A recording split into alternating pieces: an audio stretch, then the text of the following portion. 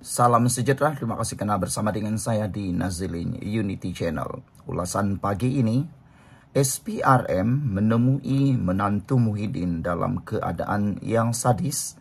Persoalan besar ini timbul apabila SPRM telah pun menyatakan bahawa mereka telah ketahui kedudukan menantu Muhyiddin yang dikatakan didakwa berada di Timur Tengah.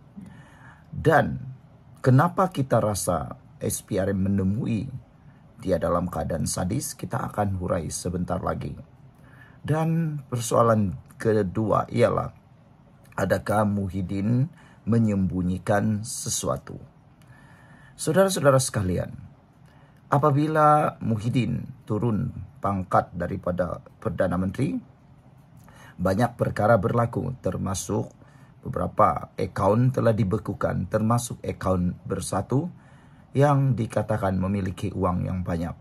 Akhirnya, itulah yang menjadi tanda tanya. Selain daripada itu, uang milik menantu Muhyiddin juga pun kita tidak ketahui tinggal berapa sahaja. Itulah yang kita terfikir, mungkin dia dalam keadaan terdesak dan sadis. Saudara-saudara sekalian, hari ini kita dikejutkan dengan satu tajuk besar. SPRM menemui menantu Muhyiddin dalam keadaan yang sadis. Benarkah? Atau ini sekadar topeng? Persoalan yang lebih panas, adakah Muhyiddin sebenarnya sembunyikan sesuatu daripada rakyat? Video ini bukan untuk fitnah, tapi untuk kita kupas apa yang sedang berlaku di balik tabir kuasa dan bagaimana ia boleh goncang politik Malaysia. Sebelum kita teruskan ulasan hebat ini, jangan lupa tinggalkan komen anda dengan tanda pagar Kami Sayang Malaysia. Tapi sebelum itu, izinkan dulu saya untuk memperkenalkan kepada anda semua, ini terapi imun transfer factor for life. Terapi imun yang meningkatkan daya imun badan kita sehingga 400%. Secara umum dan ringkasnya, apabila imun badan kita lemah, apabila imun badan kita bodoh, apabila imun badan kita tidak bertindak lagi dengan seimbang, kita kena penyakit dan sukar sembuh daripada penyakit, bahkan mungkin tidak sembuh-sembuh daripada penyakit. Akar penyakit bertumbuh di dalam tubuh badan kita apabila imun badan kita jadi lemah dan jadi bodoh. Tapi terapi imun transfer factor for life ini mengajar, mendidik, menguatkan, bahkan turut menyeimbangkan imun badan kita. Apabila imun badan kita sudah jadi kuat, bijaksana dan seimbang, imun badan kita itulah yang menghapuskan semua akar penyakit yang ada dalam tubuh badan kita. Lalu kita sembuh daripada semua jenis penyakit. Cepat dapatkan produk hebat ini melalui nombor telefon saya yang tertera, WhatsApp saya di nombor telefon tersebut. Produk ini lulus KKM, halal, diperakui oleh dokter-dokter di seluruh dunia. Saudara, mungkin anda sudah berdoa bertahun-tahun untuk penyembuhan penyakit anda. Mungkin ini adalah jawaban yang Tuhan hantar untuk menjawab doa anda selama ini. Saudara-saudara sekalian, siapa menantu Muhyiddin yang jadi bualan ini? Dia ialah Muhammad Adlan Berhan, individu yang dikaitkan dengan projek biometrik pekerja asing bernilai ratusan juta ringgit. SPRM telah mengesahkan siasatan sudah selesai.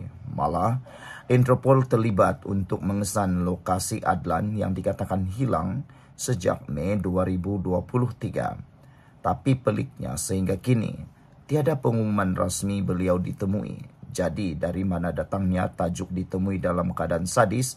Adakah ini permainan persepsi? Saudara-saudara sekalian, bila ada tajuk macam ini, rakyat terus terfikir apa maksud sadis. Adakah ditemui dalam keadaan hidup tertekan atau ada situasi tragis yang cuba disembunyikan? Kita tidak tahu, tapi yang pasti naratif ini sangat menggugat imej keluarga Muhyiddin. Ingat, Muhyiddin bukan calang-calang orang, bekas Perdana Menteri, bekas ketua kerajaan. Jadi bila menantunya dikaitkan dengan siasatan SPRM, semua mata tertumpu pada beliau. Adakah Muhyiddin sembunyikan sesuatu?